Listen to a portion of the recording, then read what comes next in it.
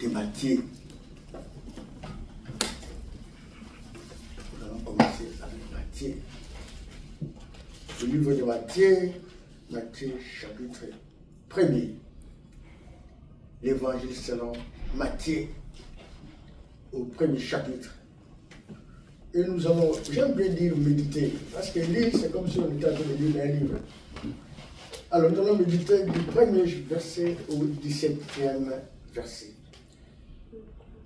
Matthieu chapitre 1er, du verset 1 au verset 17.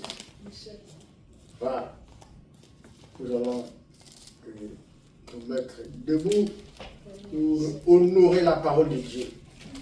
Alors, celui qui a trouvé peut nous conduire dans la lecture, dans la méditation. Généalogie de Jésus-Christ, fils de David, fils d'Abraham. Abraham engendra Isaac, Isaac engendra Jacob, Jacob engendra Judas et ses frères. Judas engendra Tamar, Pharès et Zara. Pharès engendra Esrom, Esrom engendra Aram, Aram engendra Aminadab, Aminadab engendra Naasson, Naasson engendra Salmon, Salmon engendra Boaz de Rahab, Boaz engendra Obed de Ruth, Obed engendra Isaïe, Isaïe engendra David, le roi David engendra Salomon de la femme d'Uri.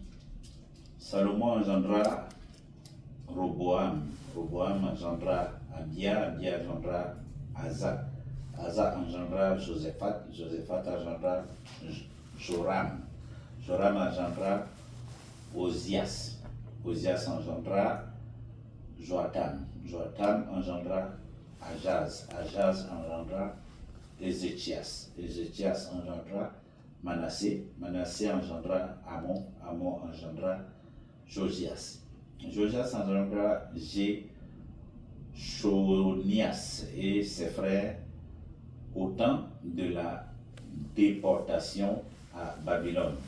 Après la déportation à Babylone, Jéchonias engendra Salatiel, Salatiel engendra Zorobabel, Zorobabel engendra Abouid, Abouid engendra Eliakim, Eliakim engendra Azor, Azor engendra Zadok,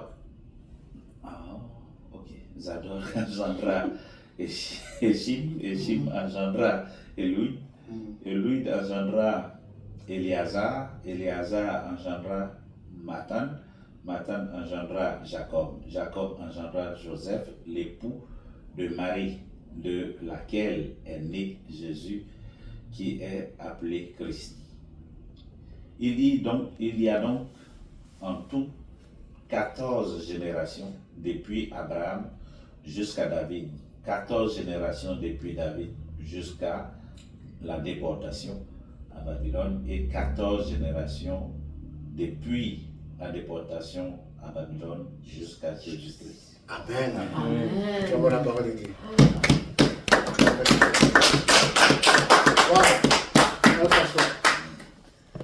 Voilà ici, c'est Matthieu, le chapitre 1er du premier verset au 17e verset, et bien qu'une grande liste de noms. Amen. Amen. Une liste de noms. C'est un message prophétique, spirituel et libérateur sur la fidélité de Dieu. C'est sur l'identité en Christ qui donne la victoire à nos héritages. Amen. De la victoire à nos héritages négatifs. Vous voyez, l'héritage à nos origines, à nos familles d'origine. Nos familles d'origine des idoles, nos familles ancestrales, nos familles où nous avons adoré le rite, on a respecté le rite, on a respecté la tradition. Amen. Donc, vous voyez, quand vous voyez bien ce qu'on a dit, c'est la généalogie de Jésus-Christ qui avait annoncé Cette généalogie de Jésus-Christ avait annoncé une lignée des hommes brisés à une destination divine restaurée. Amen. Amen. C'est parce que vous comprenez ce que je suis en train de dire.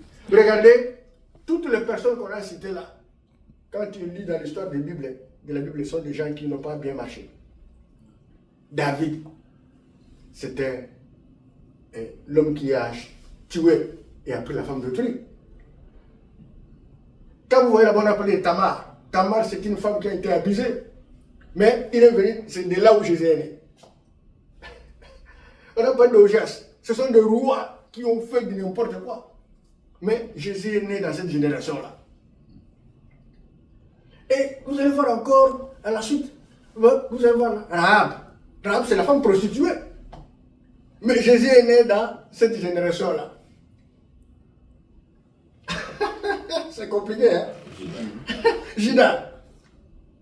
Vous connaissez l'histoire. C'est pourquoi nous intitulons ce thème de la famille brisée à la destination restaurée. Amen. Amen. De la famille brisée à la destinée restaurée. Tu peux naître dans une famille des idoles.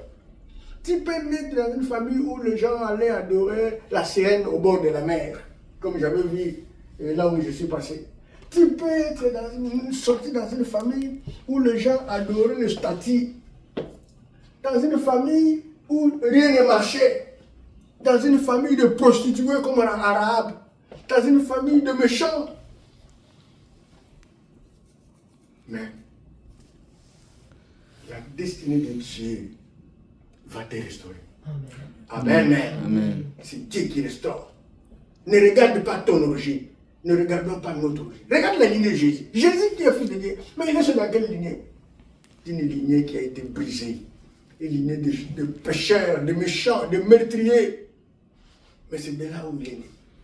Voilà pourquoi notre sujet du jour, le premier point que nous allons développer dans tout ça, est que Dieu a accompli son plan.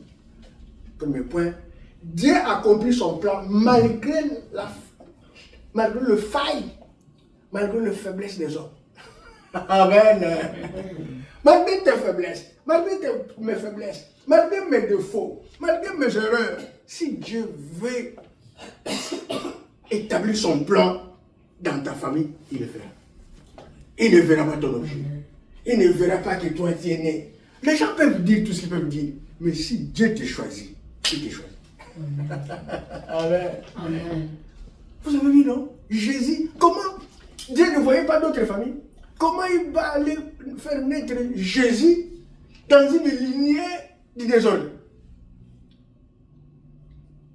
La généalogie de Jésus a été composée, comme je voulais dire ici tout à l'heure, des pécheurs, des grands pécheurs, comme David. Mais David était un pécheur repentant. Amen. Amen. Comme des pécheurs comme David. Donc, la généalogie démontre que Jésus est né de personnes moralement rejetées.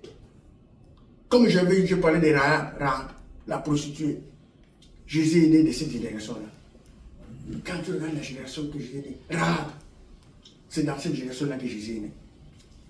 Jésus est né de la génération des étrangers, des gens qui ne connaissent pas Dieu, comme Ruth. Ruth, c'est un descendant, c'est un ancêtre de Jésus. Mais est-ce qu'il était dans la famille de Dieu? Non, il n'était pas dans la famille des Israélites. Il était dans la famille de qui? Des Moabites. Mais Jésus l'a choisi, Dieu l'a choisi parmi les ancêtres de Jésus. Donc, il n'a pas vu son origine des Moabites là, mais Dieu l'a choisi. Pourquoi toi tu vas, et toi, moi, nous allons continuer à nous sous-estimer parce que non, comme notre famille, notre origine, non. Amen. Amen. Dieu ne voit pas l'origine. Dieu ne voit rien. Jésus est sorti dans une lignée de rois infidèles. Vous avez parlé de Ozias, vous avez parlé de beaucoup de rois, tu vas voir. Ce roi ici, quand il prend le pouvoir, à la fin, il devient il va aller épouser Jézabel, Akaz. On a cité là-bas. Il avait épousé qui? Jézabel, la prostituée, Jézabel, la sorcière. Beaucoup de rois, les Ojas là, ils ont bien commencé, vers la fin, ils ont commencé à adorer les idoles. Donc, les rois infidèles, mais Dieu a manifesté sa grâce toujours là-bas. C'est pour te dire, mon frère, ma soeur, notez bien que Dieu ne t'a pas choisi, Dieu ne m'a pas choisi selon ton passé, ni selon mon passé. Amen. Amen. Dieu nous a choisi selon sa grâce. Acclamons le Seigneur. Dieu nous a choisi selon sa grâce. Ce n'est pas selon nos origines. Ne venez pas ici dire, voilà, moi, tu sais, dans mon pays, là, nous sommes nés dans une famille de rebelles, de prostituées, de méchants. Non. C'est la grâce de Dieu. Quand Dieu veut te choisir, il n'a pas besoin de voir ton passé.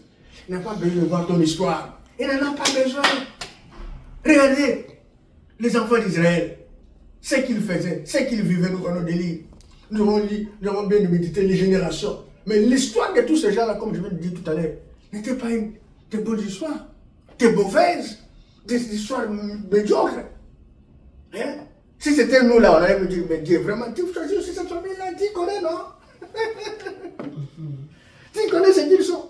Nous chrétiens, quand tu connais quelle famille, les gens ils sont dans des autres, ah, cette famille-là, hein? Même dans nos quartiers, même au village, quand on était au village, on savait déjà, quand quelqu'un dit, je cherche quelqu'un, je voudrais me marier une femme dans cette famille.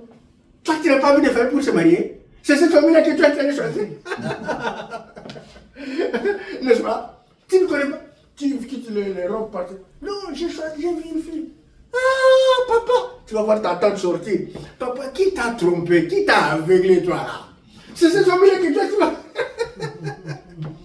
Mais Dieu ne voit pas l'histoire de famille. Dieu ne voit pas la médiocrité. Si Dieu veut accomplir son plan, il accomplit n'importe où. Amen. Amen. Voilà pourquoi, quand nous lisons dans 1 Corinthiens, le chapitre 1er, non, Romains d'abord, 8, le verset 28, qu'est-ce que Dieu dit? Nous savons du reste que toutes choses concourent au bien de ceux qui aiment Dieu, de ceux qui sont appelés selon ses desseins.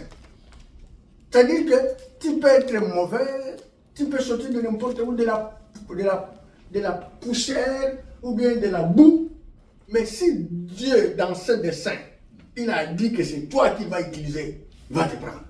Amen. Amen. Personne ne peut l'arrêter. Tous ces gens que nous avons énumérés étaient des médiocres. Mais Dieu a dit, c'est toujours là.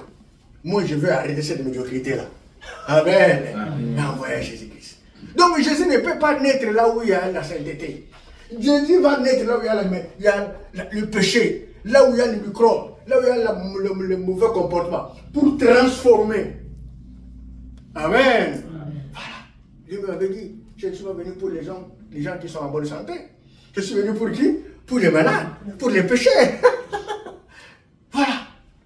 Donc, ne nous sous-estimons jamais, ne regardons plus nos péchés, ne regardons plus nos origines, regardons Jésus.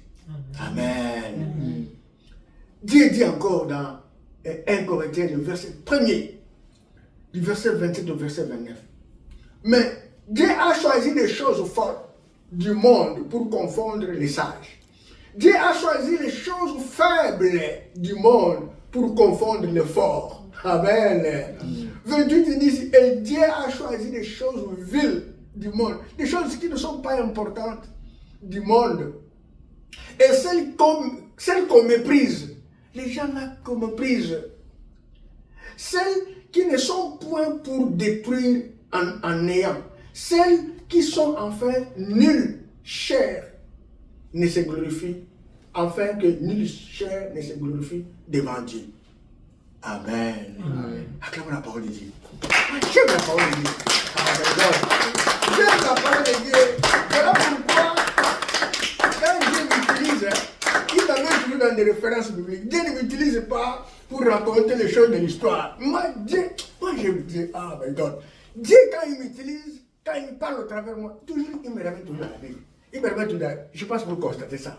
Amen. Amen. Voilà. Dieu a choisi les choses viles. Ce que les gens rejettent là. c'est là où Dieu choisit pour t'utiliser. Les gens c'est que les gens vont se moquer de toi. Ils ont dit, voilà, il a mené une mauvaise vie, ils sont de telle ceci, c'est toi. Nous, quand on commence à parler de notre histoire, vous allez regretter. C'est voilà, le Messie nous parle de Jésus, donc il menait cette vie-là. Amen. C'est comme ça que Dieu fait. Dieu ne peut pas aller chercher celui qui est en bonne santé, ou bien celui qui marche bien. Dieu cherche celui qui est mauvais, pour le transformer, pour qu'il devienne un témoignage, afin d'amener les autres en Jésus-Christ. Amen. Amen. Voilà. Très important.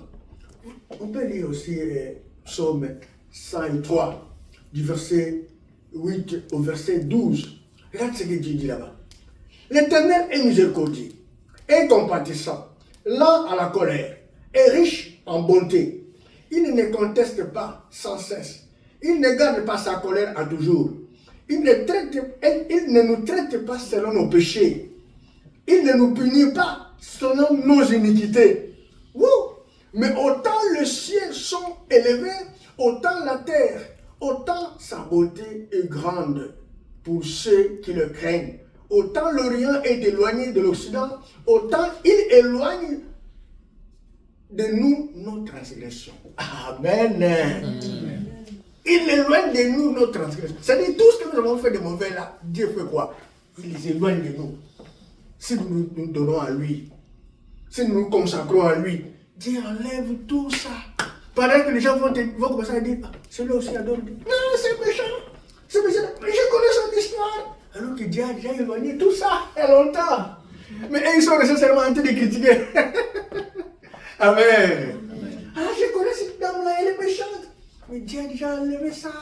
Toi, ce que tu connais, c'est de l'histoire. Mais aujourd'hui, là, Dieu l'a déjà transformé. Tu es en retard. Amen. Dieu l'a transformé comme Rahab, qui était prostituée. Mais lorsque Josué est venu détruire Jéricho, qui était sauvé? Rahab, avec toute sa famille. Celle que les gens appelaient prostituée, celle que les gens avaient rejetée dans cette ville-là. Les gens disaient, mais celle-là, c'est une prostitueuse. Il faut nourrir sa famille dans la prostitution. Il est ceci, cela. Mais c'est elle qui a été sauvée. Amen. Donc, n'écoutez pas ce que les gens disent de vous. Écoutez ce que Dieu dit de vous maintenant. Amen. Marchons seulement dans l'intégrité, dans la sainteté. C'est fini. Le reste, ce n'est pas notre affaire. Qu'il parle. Mon frère, ma soeur, ne te dis plus de toi-même, que je ne parle plus de moi-même, que Dieu ne peut pas m'utiliser à cause de mon passé. Il faut plus dire ça. Amen. Ne dites jamais ça. Que oh non, que je suis là, Dieu ne peut pas m'utiliser parce que mon passé est mauvais. Non! Il faut arrêter ce verbe-là.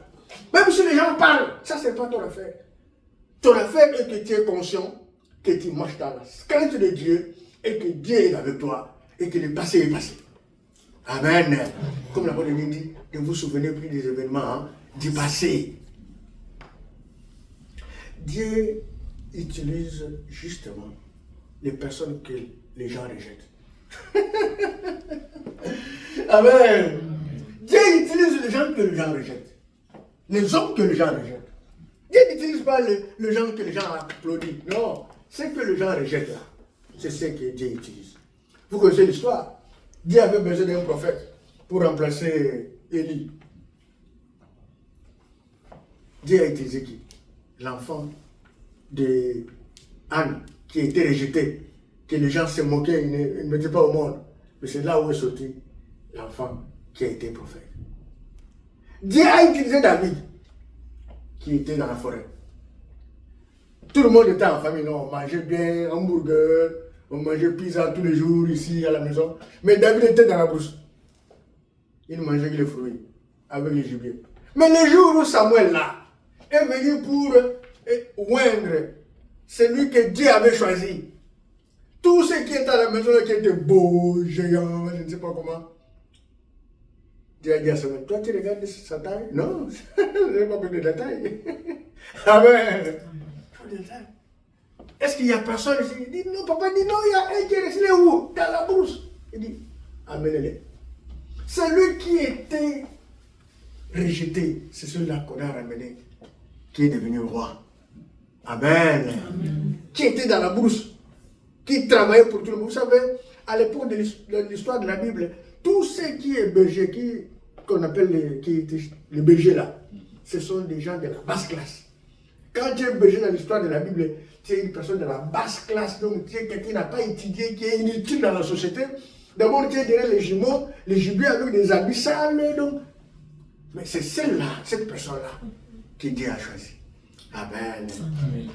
Non, ne considérez pas tout ce que les gens considèrent. Même si tu es sorti de l'alcoolisme, même si tu es sorti de la prostitution comme Rahab, même si tu es sorti de la vie de délinquance, Dieu te rendra un témoin puissant dans cette ville de Sana.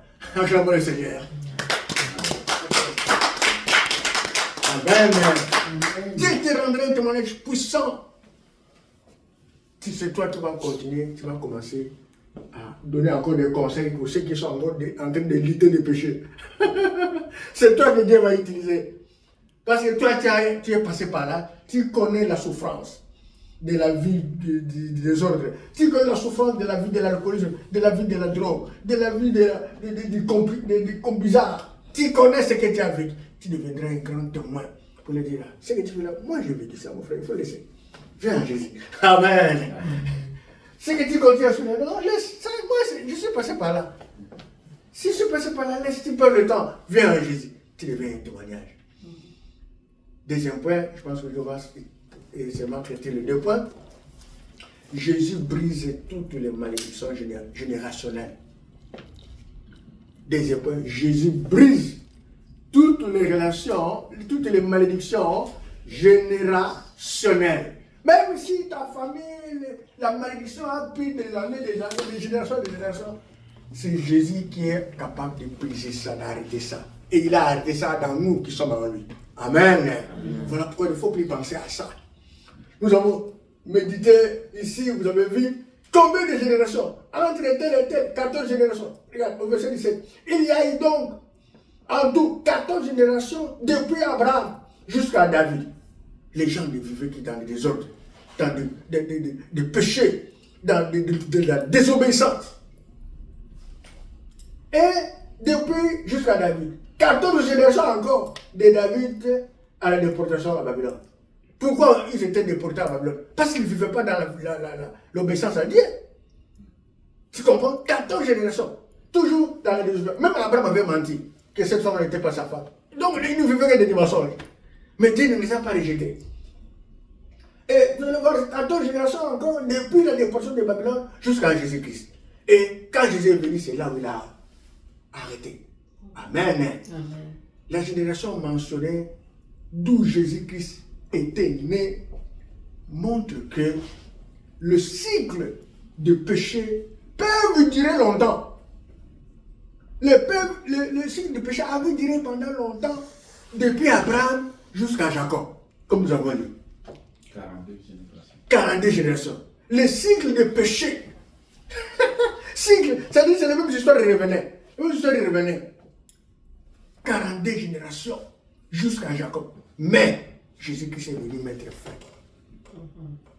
Amen. Amen. Jésus-Christ est venu interrompre cette chaîne de péché. Après 42 générations. Toi et moi, Jésus-Christ a interrompu la chaîne de péché de nos familles. Amen. Amen. Il ne faut plus jamais penser à ça. Parler ça. La généalogie de ta famille, c'est terminé par Jésus-Christ de Nazareth. Amen. Amen. Christ est la fin de la malédiction de ta famille, de ma famille. Il ne faut plus parler de malédiction. Aujourd'hui, là, nous vivons seulement l'oppression. Mais nous ne vivons plus la malédiction. Ne confessez pas la malédiction. Quand tu vois quelque chose, oh ça vraiment, c'est la famille. Hein. Ah, tu vois, c'est notre famille. Non. Mais quand tu dis cela, mais où est Jésus-Christ que tu adores? Donc tu n'as plus Jésus-Christ en toi. Amen. Ne confessez plus la malédiction dans nos bouches. Ne confessons plus ça. Nous devons confesser Jésus. L'oppression est là. Et il nous opprime. Mais ce n'est pas à l'intérieur, c'est pas à l'extérieur. Pourquoi? Parce que nous sommes en Jésus-Christ. Ils veulent nous retirer, ils veulent nous réclamer que nous puissions revenir à adorer les idoles, à vivre la malédiction, la tradition. Mais nous ne sommes plus là. Ce que nous combattons, c'est l'oppression. Mais ce n'est pas la possession. Nous ne sommes plus possédés. Parce que nous sommes en Jésus. Jésus avait déjà arrêté ça. Amen. Amen. Donc nous devons seulement nous lever et prier. Mais non avoir peur. Que non, peut-être. Parce qu'il y a beaucoup de gens, quand ils voient quelque chose qui revient, ça doit être. C'est que ma mère là souffrait, tu vois. Non, ça c'est plus nous. Oh, ma grand-mère là, qu'on m'avait donné le nom, son nom là, qu'on m'avait donné, tu vois, je suis en train de vivre ce qu'elle avait vécu. C'est faux et archi-faux. Ça c'est toi-même. Parce que ce que tu dis, c'est ce qui t'arrive. Amen. Et quand on est en Jésus-Christ, on ne réfléchit plus. Tu t'imagines. C'est pourquoi, dans Galates 3, le verset 13, il est écrit quoi? Christ nous a rachetés de la malédiction. My God. Il nous a rachetés. Mais comment tu dois encore parler de la malédiction d'Adam? Donc Dieu n'a pas racheté alors. Il faut te poser la question. Toi qui continues à croire aux malédictions familiales, mais pose-toi la question. Es-tu en Christ ou non? Fais le choix. Amen. Il faut faire un examen de conscience. Pose-toi la question. Tu es en Jésus ou bien tu es en quoi? Parce que Jésus nous dit que Christ nous a rachetés de la malédiction, de la loi, établie de nos familles. Ça, c'est moi qui viens d'ajouter. Étant devenu malédiction pour nous, car il est écrit maudit et quiconque pendit au bois. Acclamons la parole de Dieu.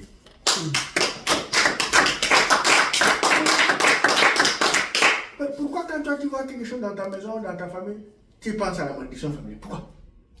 Là, tu n'es pas sérieux. Tu n'es pas sérieux. Regarde. Il est écrit encore dans Ézéchiel 18, verset 20. Ézéchiel 18, verset 20. L'âme qui pêche, c'est celle qui mourra.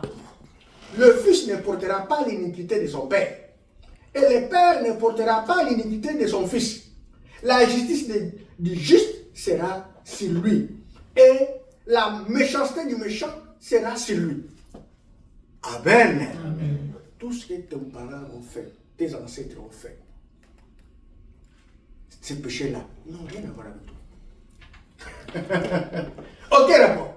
Ce n'est pas moi, c'est la parole de Dieu. Pourquoi? Tout ce qu'ils ont fait n'ont pas de conséquences sur ta vie. Parce que toi, tu es en qui? En Jésus. Jésus a arrêté cette malédiction générationnelle. Donc tu n'as plus besoin d'avoir peur de cela. Même si on te raconte, notre oncle là, voilà ce qu'il était, voilà, ça ne serait pas ton affaire. Toi, Jésus a rompu cette malédiction générationnelle. Amen. Même si tu étais, je ne sais pas quoi, tu déclares, j'ai toujours dit, même si toi tu as connu une situation compliquée dans ta vie, il faut confesser que tes enfants ne connaissent pas ça, parce qu'ils sont en Jésus. Amen. Il faut méditer que ce que ma mère a connu, je ne vivrai pas la vie de ma mère, je ne vivrai pas la vie de mon père, parce que Jésus a rompu. Il ne faut pas vivre des générations, les défauts de génération là. Parce que Jésus est venu pour rompre ça. Tant qu'on est en Jésus, on doit avoir la conviction, on doit marcher avec assurance. Waouh! Mon frère, ma soeur, moi je marche toujours avec assurance. Je vous contamine cette assurance. Voilà pourquoi, même si je n'ai pas grand chose, je suis seulement content. Amen. Même si je n'ai rien, je suis très heureux. Maintenant je marche à pied, mais je suis content de ça. Même si les gens me disent, mais toi tu vas conduire quel jour? Je conduirai le jour où je serai capable de faire. Pour le moment là, laissez-moi trembler avec mon foie là. Je m'en fous de vous. Amen. Je suis content, je suis toujours heureux. Il me regarde là. Parce que tu vois ici, dans ce pays-ci, les gens sont un peu, je ne sais pas comment. Ils veulent se comparer aux gens. Mais chacun a sa destinée, non? Chacun a sa... Toi tu touches beaucoup d'argent. Mais tu veux que moi je fasse tout à la fois? Est-ce que c'est normal? Laissez-moi faire le jour où Dieu va dire, maintenant c'est bon. Mais je ne dois pas être inquiet parce que les autres ils ont des grandes maisons. Moi, je n'ai pas encore la maison. Non, ça c'est très naïf. Vous savez comment ils ont commencé? Comment ils ont commencé? Ils ont souffert avant de devenir ce qu'ils ont là. Avant d'avoir cela. Vous savez, il y a un frère qui m'a dit, mais mon frère, toi tu as une grâce. Je dis, mais comment? Quelle grâce? Ah non, mon frère, mon frère, quelle grâce. Toi, tu as des maisons, tu as une Jeep, tu viens ici dans la voiture. Moi, je vais à pied. Comment tu dis que moi j'ai la grâce? Il dit, ah, laisse mon frère. Je dis quoi? Il dit, tu sais, moi, j'ai commencé où? Il m'a parlé. J'étais dans les entrepôts, là, je souffrais. Je fais 7 ans dans la manufacture. Je souffrais avant de venir faire l'enseignement. Mais toi, tu es venu l'année passée. Tu ne connais pas la manufacture. Je ne connais pas. Mais mon frère, toi, tu es heureux. Je dis, mais c'est faux, c'est toi qui es heureux. Il dit, mais non, toi, tu es heureux parce que toi, tu roules carrosse. Moi, je suis à pied. Comment je dois être heureux plus que toi? C'est pour vous dire que la joie que Dieu nous donne, ce n'est pas le matériel. Amen. Acclamons-le à Dieu. Marchons dans la joie, avec conviction, que nous sommes plus que vainqueurs. Les malédictions ne nous concernent pas. Regarde Jésus. Il est né où? Il a arrêté 42 générations. Heureusement, mon frère, c'est bien calculé. 42 générations. Ben, regarde les frères. Donc, ce que nous devons faire maintenant, on peut s'asseoir. Nous devons identifier les schémas répétitifs dans ta famille. Quel est le schéma répétitif dans ta famille? Comme divorce, comme pauvreté, comme maladie héréditaire, comme occultisme, comme les lois établies dans ta famille. Il faut les identifier. Non pour prier pour toi ou pour moi, mais c'est pour prier pour nos frères et ceux qui ne connaissent pas Jésus. Amen. Nous devons identifier ça. Pour prier pour que nos frères là qui ne sont pas encore en Jésus soient aussi sauvés. Identifier. Qu'est-ce qui bloque mes frères là? Qu'est-ce qui complique la vie de mes frères là? Tu dois identifier ça. Pour que cela ne leur arrive plus. Que cela s'arrête. Nous qui sommes en Jésus, il n'y a pas de problème. Mais eux, nous devons prier, nous devons intercéder pour eux. Nous devons les opposer à cela la vérité de la croix. Nous devons opposer la vérité sur ça à la croix de Golgotha. Ce que les gens disent, nous opposons ça à la croix de qui? De Golgotha. Parce qu'il est écrit dans Colossiens 2, le verset 14 à 15, il a effacé l'acte dont les ordonnances nous condamnaient, qui subsistait contre nous. Il a détruit en le clouant à la croix. Il a dépouillé les dominations, les autorités, et les a livrés publiquement en spectacle, en triomphant d'elle à la croix. Amen. Donc c'est pour dire qu'il n'y a pas d'impact dans notre vie. Marchons par la foi, maman, papa. Ne voyez pas des épreuves que tu peux rencontrer, tu commences à dire, ah non, peut-être. Non, il n'y a pas de peut-être. Tout ça, c'est dépassé. Amen. Tu dois briser cela au nom puissant de Jésus pour sauver tes enfants, pour sauver ceux-là qui ne connaissent pas le Jésus. Même si tu vois l'oppression, c'est normal. Parce que tant que nous serons en Jésus, nous serons menacés. Tant que nous serons en Jésus, nous serons combattus. Au travail, partout. Ne regarde pas ce que tu vois là. Les gens là qui t'attaquent, qui te menacent, ici. Parce que tous ceux qui travaillent, je vous ai toujours dit, ils n'ont pas l'esprit que tu as, que moi j'ai. Ils ont l'esprit. Si ceux qui prient Dieu, ils ont le Saint-Esprit. Ceux qui ne connaissent pas Dieu, ils ont l'esprit des démons. Amen. Alors comment est-ce que l'esprit des démons peut être content de voir l'esprit de Dieu? Parce que nous là, nous ne découvrons pas ce qui est en eux. Mais eux, ils nous voient, ils savent que celui-là est dans la lumière. C'est pourquoi ils nous combattent. Ne craignez jamais. Amen. Il faut seulement briser. Tu vas au travail, tu vois des menaces, tu commences à prier. Tu te mets là, tu te prier, tu brises au nom de Jésus, au nom puissant. Même en marchant, tu pries dans ton cœur. Tu n'as pas besoin d'aller dans un coin pour te choisir l'endroit pour prier. Tu pries dans ton cœur. Quelqu'un t'a parlé mal, il t'a regardé, m'a dit, Seigneur, ce monsieur-là, cette dame-là. Tu passes, tu pries au nom de Jésus. Dans ton cœur, je détruis tout son plan. Il veut dépasser la côte de toi. Tu commences à écrire dans ton cœur. Je détruis tout son plan. Au nom puissant de Jésus. Mais toi, tu passes. Tu passes d'un endroit à l'autre, mais tu pries dans ton cœur. Amen. Tu brises tout ce plan. Même si ta famille a été marquée par des échecs répétitifs, par des échecs scolaires des enfants, il faut les consacrer à Dieu. Amen. Il faut les consacrer. Tu verras, tes enfants réussiront. Tu verras, ta lignée sera bénie par toi. Nous sommes là pour la bénédiction de nos lignées, de nos familles. Jésus, lui seul, a sauvé 42 générations. Nous aussi, toi, moi, nous sommes là pour sauver nos familles. Amen. C'est ça notre rôle. Dieu utilise des vies imparfaites pour accomplir un plan parfait. Acclamons le roi des rois. Dieu utilise de vie. Ta vie là n'était pas bonne. Elle était imparfaite. Mais Dieu utilise ta vie là, qui est imparfaite, pour accomplir ses plans parfaits. Même si quelqu'un te dit, ah voilà, dis non, non, c'est vrai, je suis imparfait, mais Dieu m'a utilisé pour accomplir un plan parfait. Waouh! Jésus, c'est lui qui a mis fin aux malédictions familiales. C'est lui qui a mis fin à tout ce qui nous réclamait. Donc, désormais, plus question de penser aux idoles familiales. Plus question d'avoir peur aux incantations des familles. Plus question d'avoir peur. Oh, je ne sais pas ce qui se passe là-bas au pays. Plus question d'avoir peur. Quand on te demande de l'argent, envoie-nous l'argent, nous allons faire